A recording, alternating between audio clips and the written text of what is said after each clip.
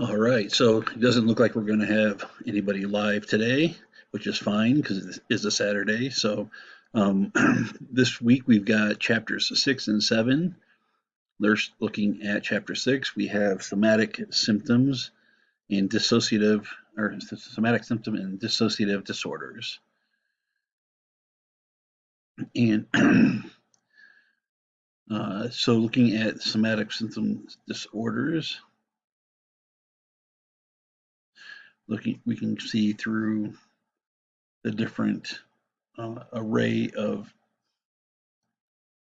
the continuum, the different severity.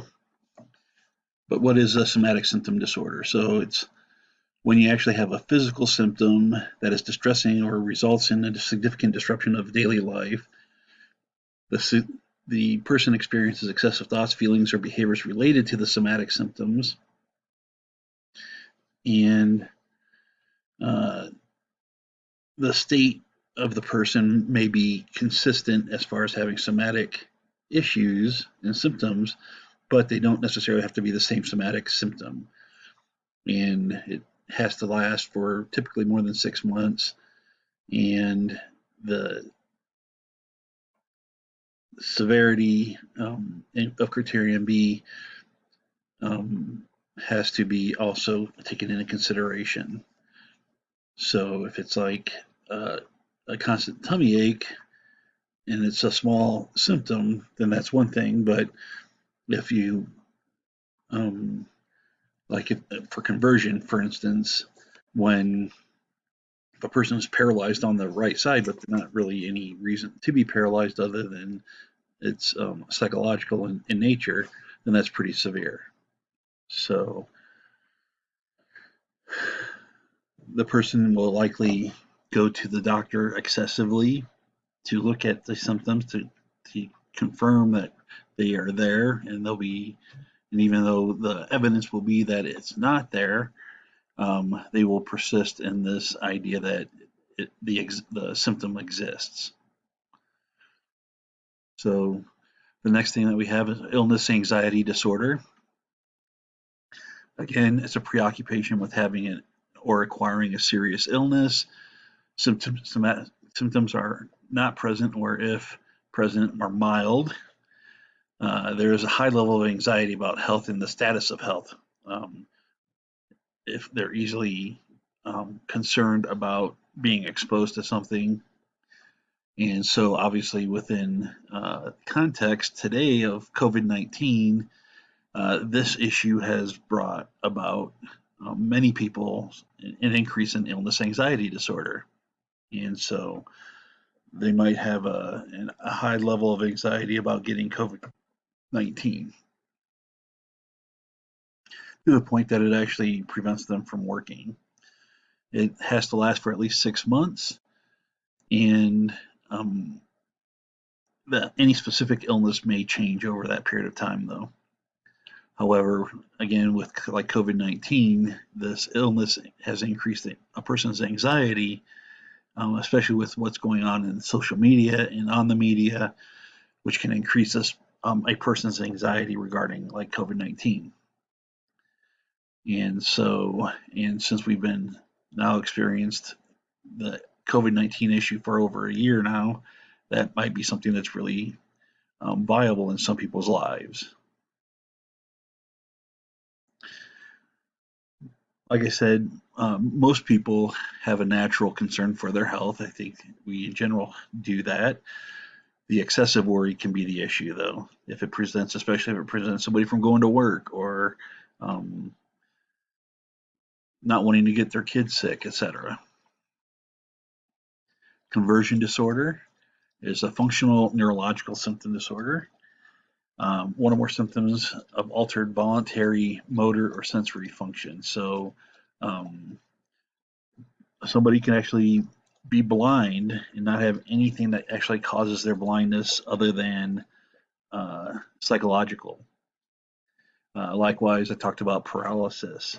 Some people may be paralyzed or lose function of an arm or a leg, or or or worse, and Um, that's called conversion disorder, when there's actually no neurological or medical condition that would cause it.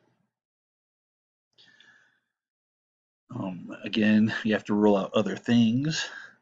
So if it's not caused by another medical or mental disorder. And again, the specific symptom type may be acute, less than 6 months, or persistent. And so that's going to be how you would define this conversion disorder, acute conversion disorder, or persistent. And if the symptoms occur with or without a psychological stressor. Back pain is one of those that can often be identified as a somatic symptom disorder.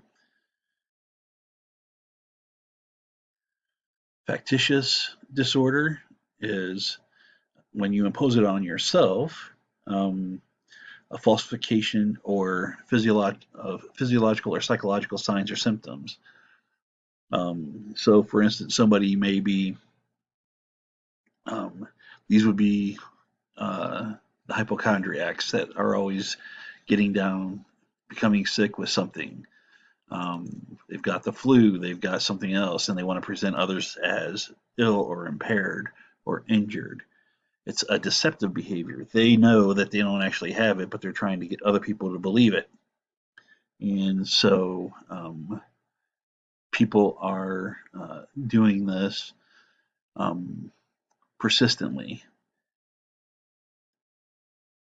And then there's factitious disorder imposed on another, previously factitious disorder by proxy.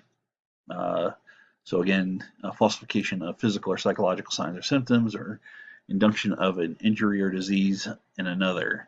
So looking at, especially like when it's a child, in uh, Munchausen syndrome was mentioned in the textbook. Um, and so keeping somebody sick so that you can take care of them is part of this disorder.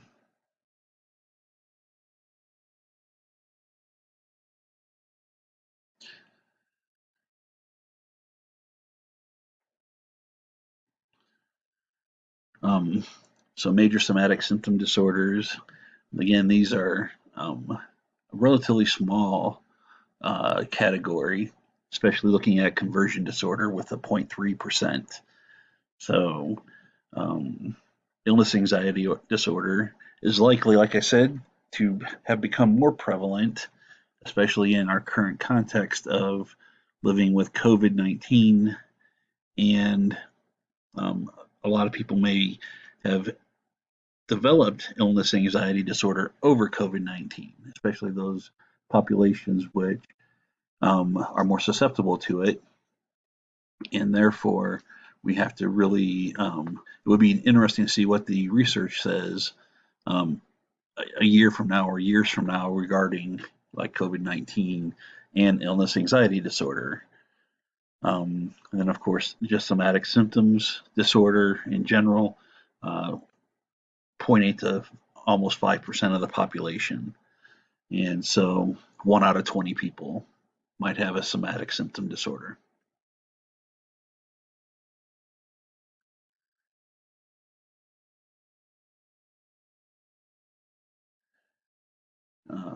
And of course, just like with any other mental health issue, there's um, stigma associated with them. People may be thinking that people are purposely trying to take advantage of the system, or um, not not work, etc., as a result of these disorders. The biological risk factors for somatic symptom disorders um, obviously occur within the somatic or somatosensory cortex, where we actually experience our senses, within the hypothalamus, the amygdala, and the prefrontal cortex, as well as the cingulate cortex. Looking at a scan, we see where these areas get lit up by people who are experiencing somatic symptom disorders. Environmental risk factors include illness behavior and reinforcement. So If they were rewarded by being sick at a young age, it might reinforce that behavior, and they may think that they get rewards when they're older, the way that the person thinks. Culturally, maybe like some systems support people who are ill, and um, other things that may also be looking at is evolutionary and other factors. So, uh, what is the purpose that it serves? The causes of somatic symptom disorders could be a misperception of symptoms, making the symptoms bigger than what they are, feelings of uncontrollability. So, rather than having a fear of becoming sick um, unintentionally, if I'm being sick, then I don't have to worry about getting sick. And then also just over attention to minor bodily changes. Developing a regular cyst might be indicative of somebody thinking that that cyst is actually cancerous, and they're already thinking about how and catastrophizing it, to go back to kind of like cognitive ways to think about this disorder. Um, Learning how to deal with stressful life events, traumatic experiences, especially, and it's often comorbid with anxiety and depression.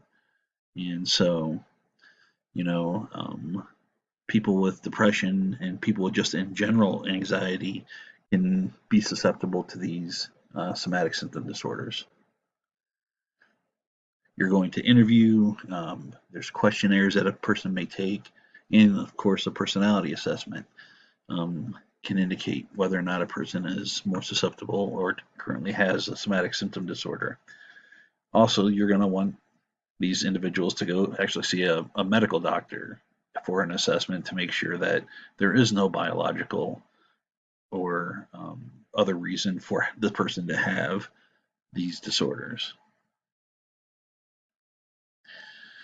So, when working with somebody with a somatic symptom, you want to make sure that um, you acknowledge that the symptoms are real and distressing to the client, accept the need to address somatic symptoms, avoid attempts to convince the client of a psychological cause, continue to gently refer to the role of tension and stress, discuss various topics, just not the symptoms, and schedule regular visits not predicated on complaints. And so that way they're not calling you and saying, I'm sick, I need to come see you. If you have regularly scheduled visits, then they don't have to be sick to see you. Develop goals in conjunction with the client, especially related to, again, any anxiety or depression or other stress events that are in their life, and just talk about how they're impeding the client's functioning rather than what might be physically wrong. You want to maintain empathy, but also set limits on their behavior. Most common medications are serotogenic reuptake inhibitors, and so your SSRIs. Antidepressant medication may help reduce the severity of pain as well. And so, looking at that pain maybe lessen, but also it's really trying to deal with, anxiety and depression. So,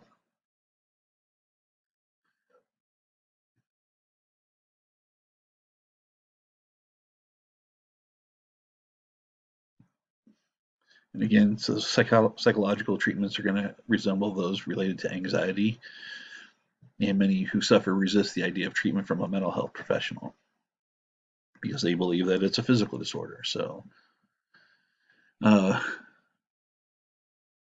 seek a full medical and psychological examination is important for these individuals that you may know that have identified with somatic symptoms, and stay active and work through, you know.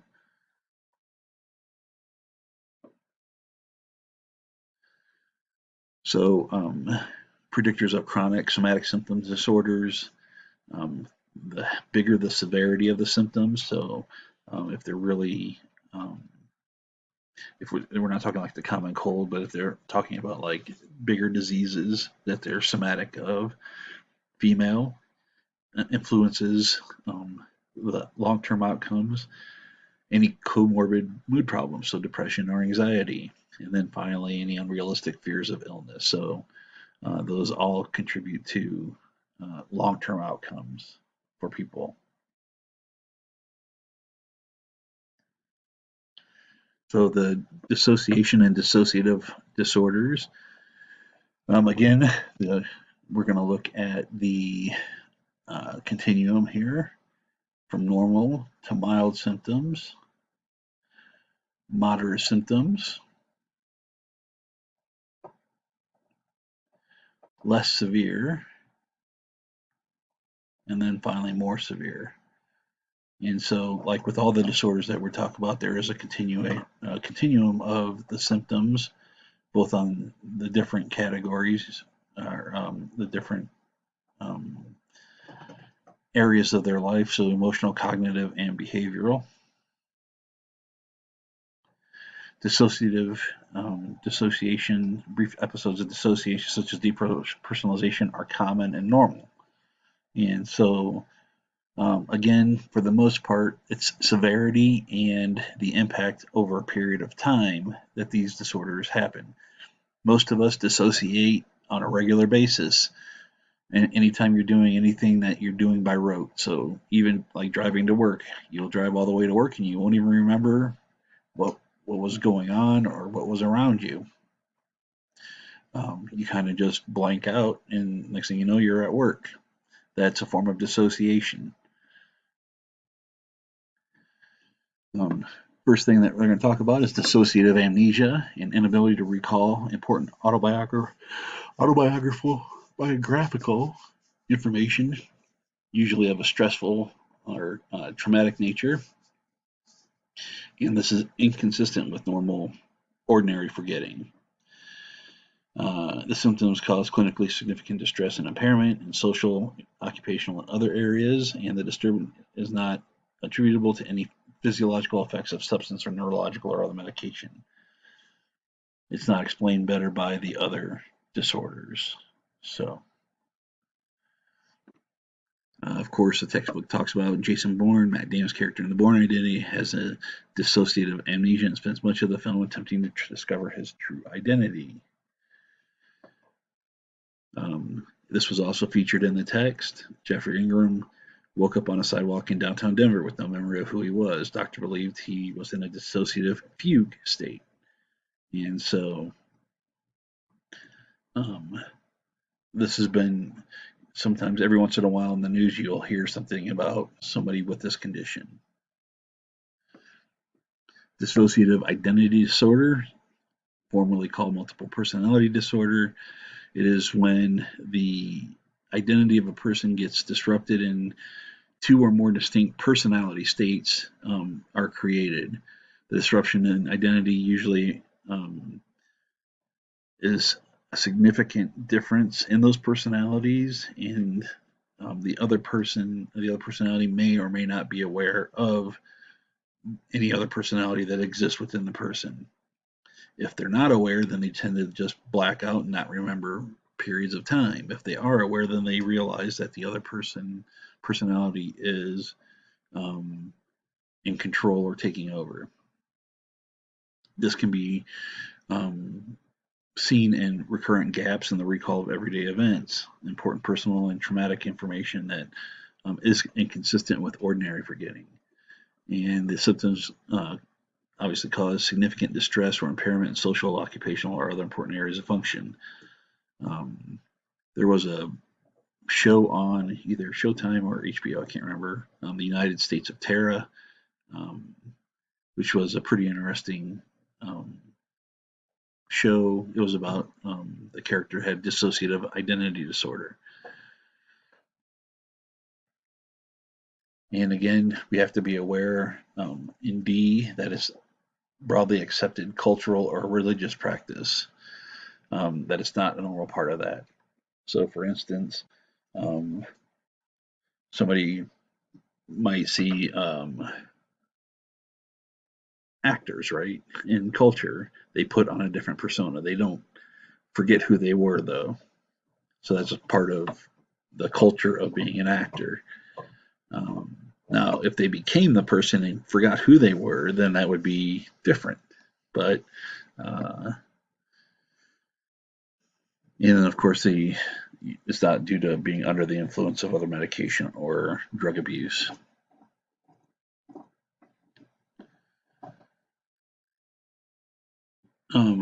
So the different relationship possibilities, and this is what I was kind of talking about.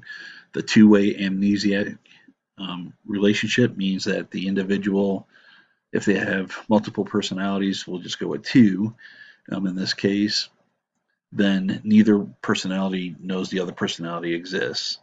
A one-way amnesiac relationship is that one of the personality knows that the other personalities exist and are aware. And then the third possibility is a mutually aware relationship where each personality is aware of all the other personalities.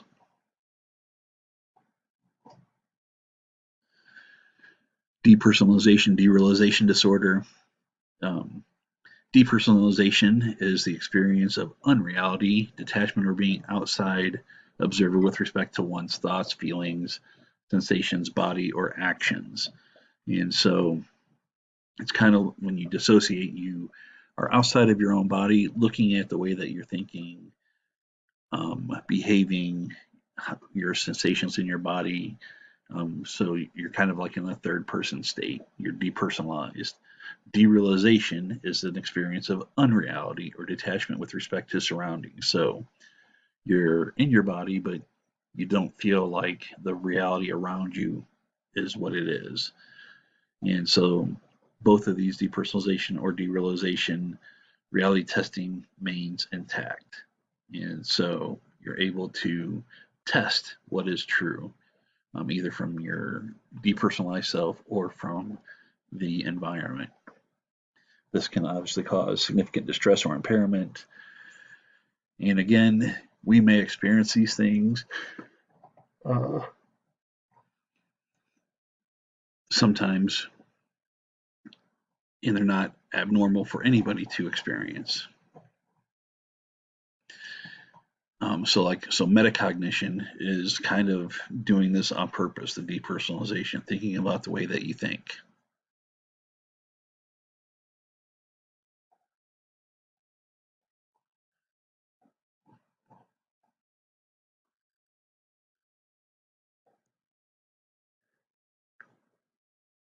So the epidemiology of dissociative disorders, um, she has been diagnosed with 44 personalities. It's pretty amazing, pretty fragmented. Um, they feel often stigmatized by others, and the negative beliefs may lead to reluctance to rely on others for support or seek treatment, which can continue to worsen or persist. The areas of the brain which are affected are the frontal cortex, obviously, cingulate cortex, the thalamus, amygdala, hippocampus, and the locus coeruleus. Those are the different aspects of the brain which are affected in the dissociative disorders.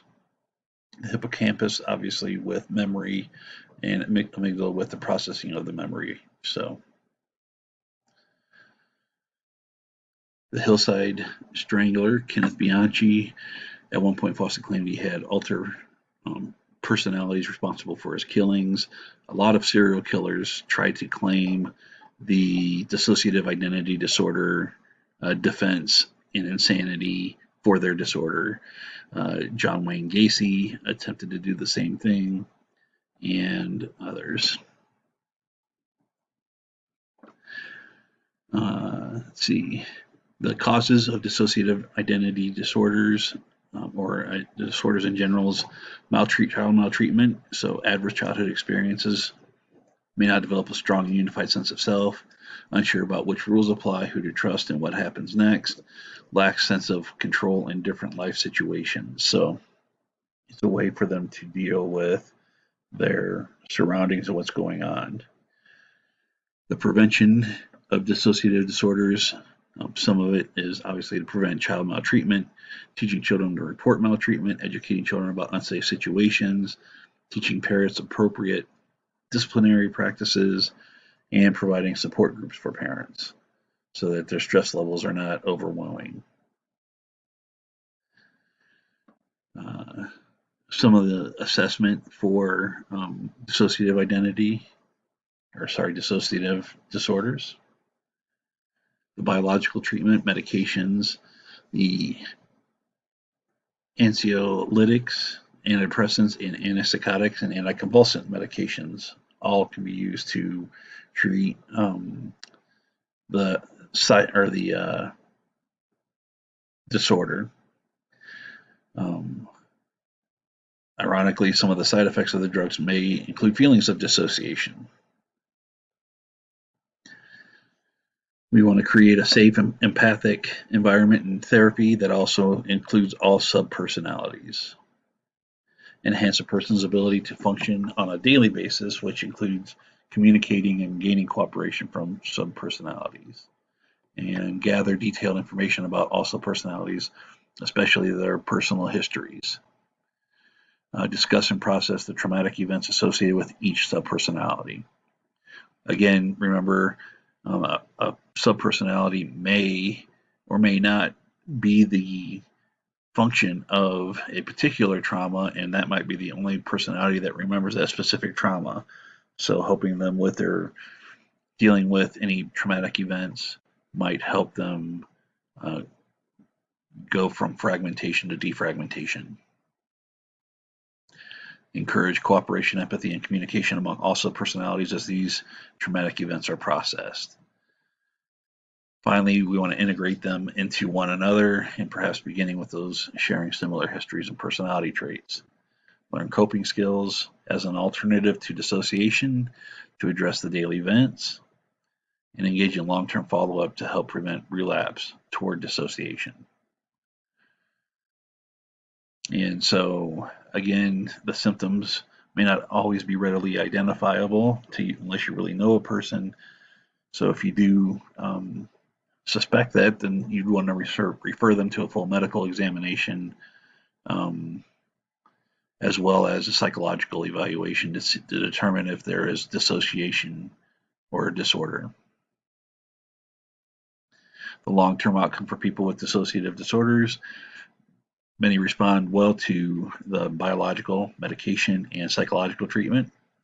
And the good predictors of whether personality integration can be achieved depends on the degree of the dissociation, any other psychopathology that they may have, and the specific traumas they've experienced, and their willingness and ability to talk about and resolve any of those traumatic issues.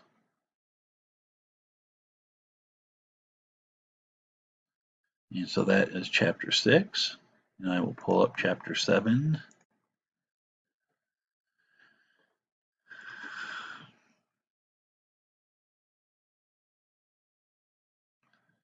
And so with chapter 7, the depressive and the bipolar disorders and suicide.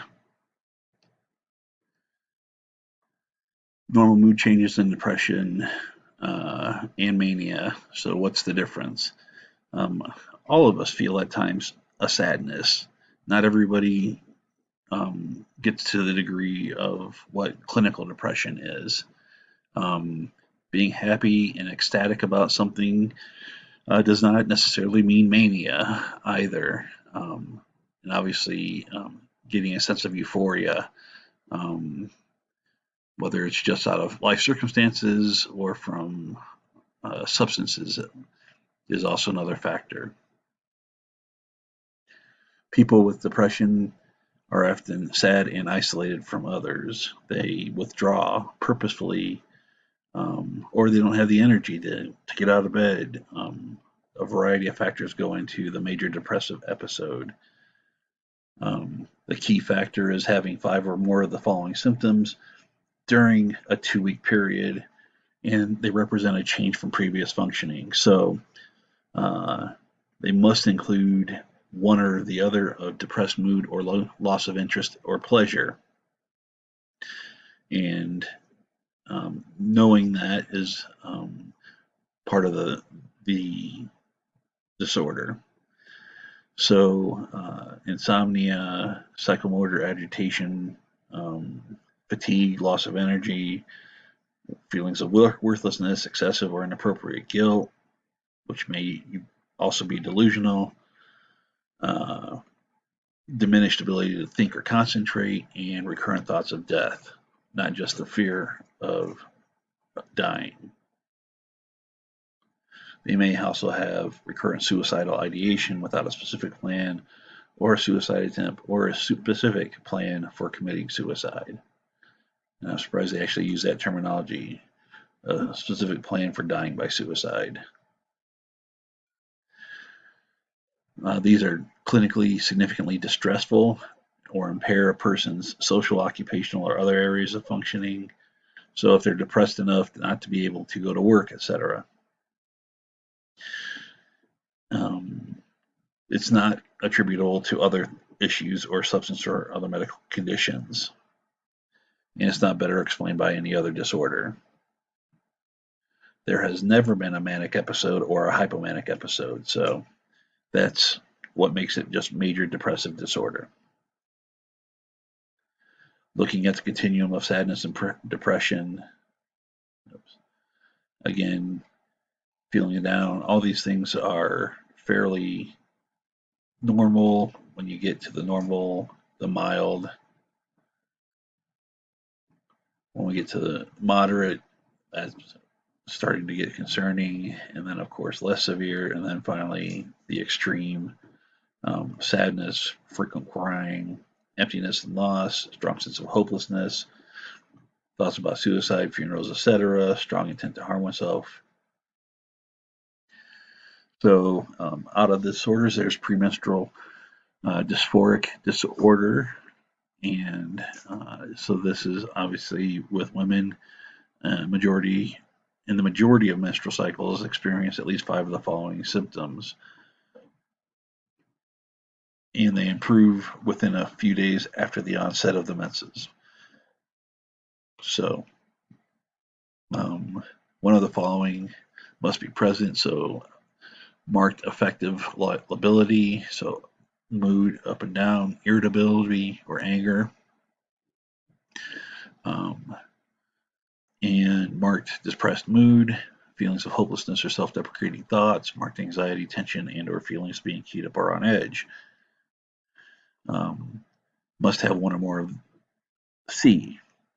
And so, but with 5 altogether combined, decreased interest in usual activities, subjective difficulty in concentration, lethargy, marked changes in appetite, hypersomnia or insomnia, being overwhelmed or a sense of being overwhelmed or out of control, and physical symptoms such as breast tenderness or swelling, joint or muscle pain, sensation of bloating or weight gain. These are interfering or cause significant distress in work, school, social activities, relationships with others, not merely an exacerbation of other disorders. And perspective, it's confirmed with prospective daily ratings during at least 2 symptomatic cycles. So 2 periods of menses have to be symptomatic.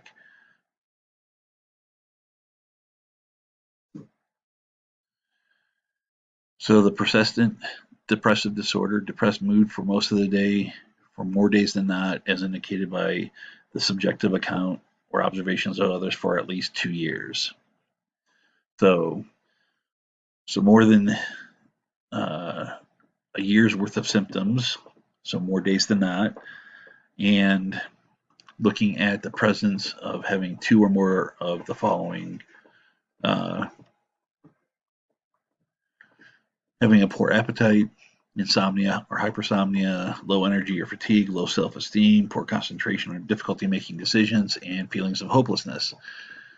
During the 2-year period, 1 year for children or adolescents, the individual has never been without the symptoms in criterion A or B for 2 months at a time. So this is dysthymia, and it's an experience where you're just you're never quite feeling normal for a period of over 2 years, most of the time in that 2 years, and you never go more than 2 months without any of those symptoms.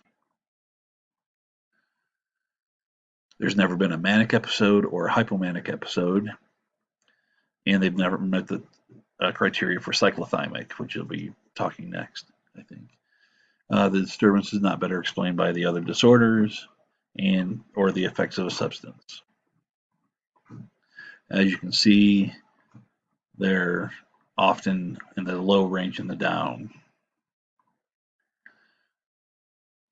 for major depressive disorder, and this is for the dysthymia. So it doesn't quite reach depression, but they don't ever feel normal either. And the other thing is that they don't have any highs or go up over normal. Disruptive mood dysregulation disorder. So severe recurrent temper outbursts manifested verbally and behaviorally and grossly out of proportion with intensity or duration of the situation or provocation. Temper outbursts are inconsistent with developmental levels. So we're not talking 2 or 3-year-olds having temper tantrums. We're talking a 10-year-old or a 20-year-old or a 30-year-old having temper tantrums. The temper outbursts occur on average 3 or more times per week, so it's pretty consistent and often throughout the week. And the mood between temper outbursts is persistently irritable or angry most of the time, nearly every day, and others can see it. These criterion, A through D, have to be present for 12 or more months, so it has to be persistent for at least a year. And the individual has not had a period lasting more than 3 or more consecutive months without all of the symptoms.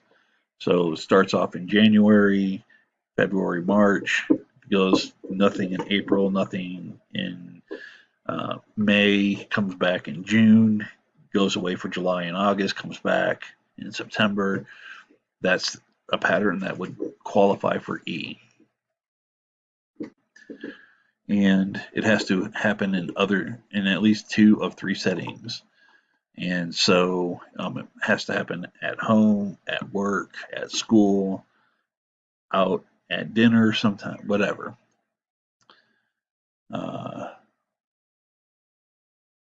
And again, with this criteria, so if this just started happening with somebody who was 20, then this wouldn't qualify. If it happens before the age of 6, then they can't qualify this. And so it's for 6 to 18-year-old. If it's somebody who's 20 or 30 and it didn't happen before the age of 18, then it wouldn't count in their history.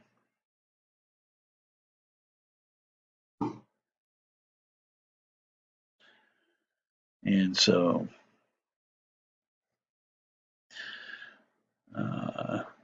there's never been a distinct period lasting more than 1 day during which the full symptom, except without that, manic or hypomanic behaviors do not occur exclusively during an episode of major depressive disorder. Okay. A manic episode, and these are episodes that the person has abnormally persistently elevated, expansive, or irritable mood, and abnormally or persistently increased goal-directed activity or energy lasting at least 1 week and present most of the day, nearly every day. And so for a 1 week period, a person has to experience everything up here, or at least with the irritable mood. During the period of mood disturbance and increased energy activity, 3 or more of the following symptoms have to occur. 4 if its mood only is irritable. So inflated self-esteem, grandiosity, decreased need for sleep, more talkative, flight of ideas or subjective experience than that thoughts are racing, distractibility as reported or observed, and an increase in goal activity, excessive involvement in activities that have a high potential for painful consequences. So risk-taking behavior. It's sufficiently caused to mark impairment in social or occupational functioning or necessitate hospitalization, especially with the number 7. And the episode is not attributable to any alcohol or drug use. So a hypomanic is when uh, there's a period of abnormally persistently elevated, expansive, or irritable mood and abnormally and persistently increased activity or energy lasting 4 consecutive days and present most of the day. So at least 4. So this is the difference between manic and hypomanic. Hypomanic has at least 4 consecutive days, present most of the day, nearly every day, and it can't have more than 7 days because then it becomes a manic episode, a full manic episode. So if a individual experiences 4, 5, or even 6 days of mania as described here, then they fall in hypomanic episode. If it's 7 or more days, then it falls into the manic episode. That's an important distinction and one that you need to know about, especially while taking the test. During the period of mood disturbance and increased energy and activity, 3 or more of the following: 4 if it's only irritable, if mood is only irritable, and of course it's the same 7 that was for the manic episode. So the biggest difference is the time frame.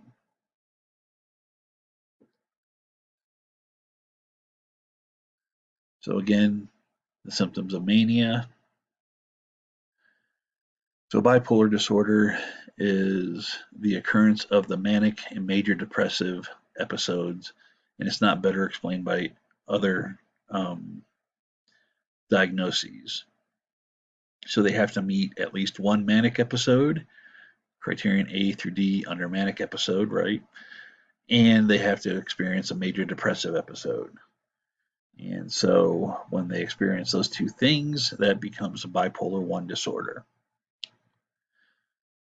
So as you can see, there's a depressive episode, then a manic episode, then the depressive episode. Bipolar 2 disorder is a hypomanic episode and at least one major depressive episode. That is the difference between bipolar 1 and bipolar 2. Bipolar 1 being the more severe, bipolar 2 being less severe. Is not better explained by the other disorders, and it causes periods of depression, and hypomania cause significant distress and impairment in social, occupational, and other important areas of functioning. And there has never been a manic episode, so that's also a criteria. So as you can see, depression, you have hypomania, another hypomania, and a depression.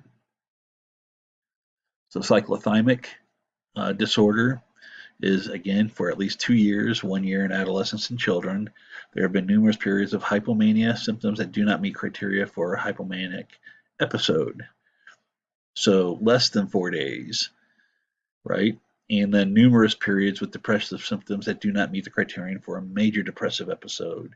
So depressive symptoms that don't last for more than 2 weeks. And during the above 2-year period, the hypomanic and the depressive periods have been present for at least half the time, and the individual has not been without symptoms for more than 2 months at a time. And again, this is why taking a person's history is so important to really be able to diagnose certain disorders. Criteria for a major depressive, manic, or hypomanic episode have never been met. That's the only way that they can have cyclothymic disorder. So if they've ever met the criterion for a major depressive episode, a manic episode, or a hypomanic episode, then they do not qualify for the cyclothymic. And of course, the regular criterion in D, E, and F. So again, as you can see, periods, they don't have to alternate like that.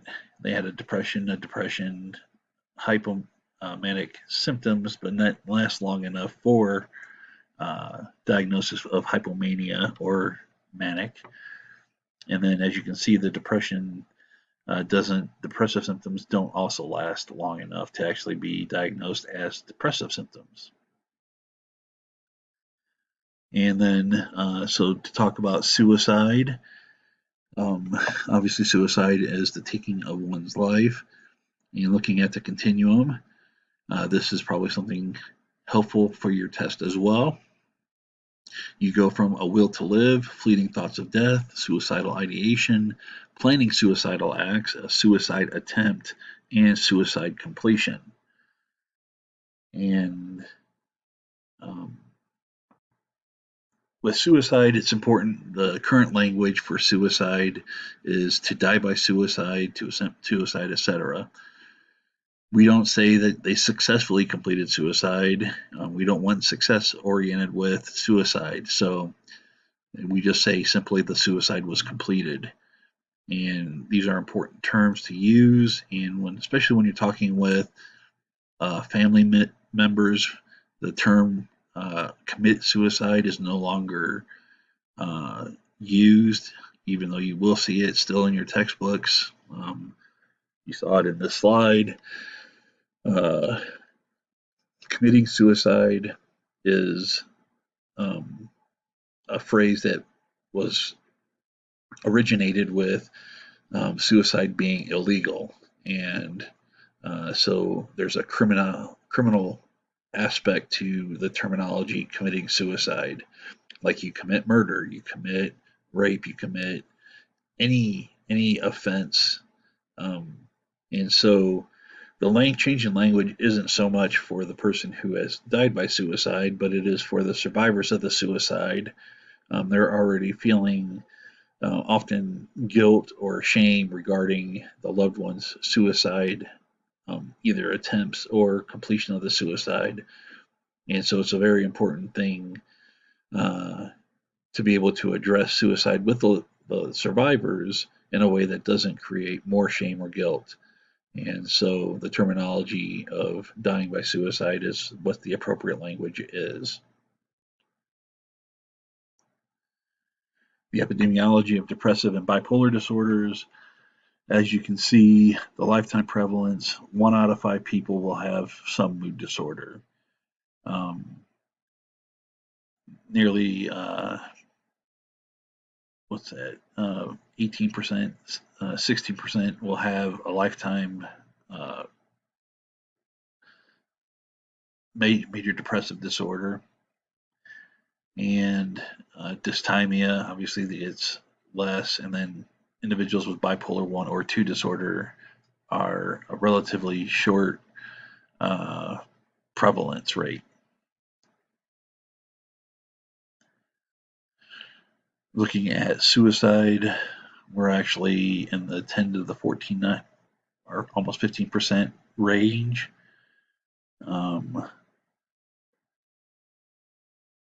The high range are here, looking at Russia and the what used to be the satellite states for Russia, Kazakhstan, and other Middle East. Fairly low rates there. India has relatively high rates of suicide. The main part of Africa here, pretty high rates of suicide. It's interesting that there's high rates of suicide there. So looks like a lot of the first world nations have some pretty high rates or medium rates of suicide. There's obviously stigma again with the depression disorders, the mood disorders, and a lot of stigma related to suicidality. As we can see, the difference in the brain scans here. Environmental factors include stressful life events, loss of somebody. There's biological vulnerabilities, early family problems, stressful life events, cognitive stress and behavior. So doing well in school and then not doing well in college is a stressor that contributes to depression and suicidality. Mood disorders, of course, and then a lack of social support, negative outlook on life, things like that. So kind of the cognitive orientation that one has. Pessimists would be more likely to become um, or more likely vulnerable to depression than somebody who is an optimist. And so, different programs for the prevention of uh, the disorders and suicide. One of the ways that we look at rating, there's also Beck's depression. There's a variety, there's many tools out there for depression and anxiety. So keeping and monitoring logs and symptoms of on a daily basis is helpful, and recording the more obvious mood. Uh, Different hormones that may be associated with it, being aware of the different uh, assessment for suicide, the elderly, the unmarried, white, male, living alone.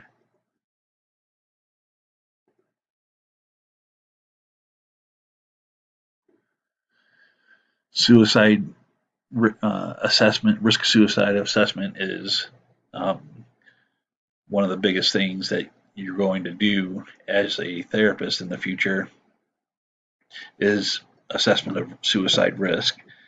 It's uh, it's hard, especially when you believe that the person is in imminent danger of suicide, having to call authorities and get the person placed so that they can't harm themselves.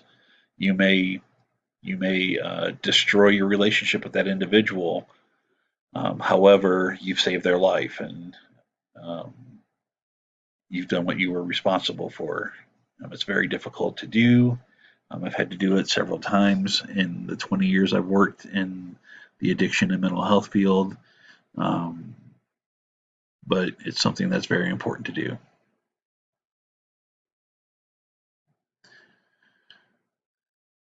Again, different things that we can do for treatment and screening,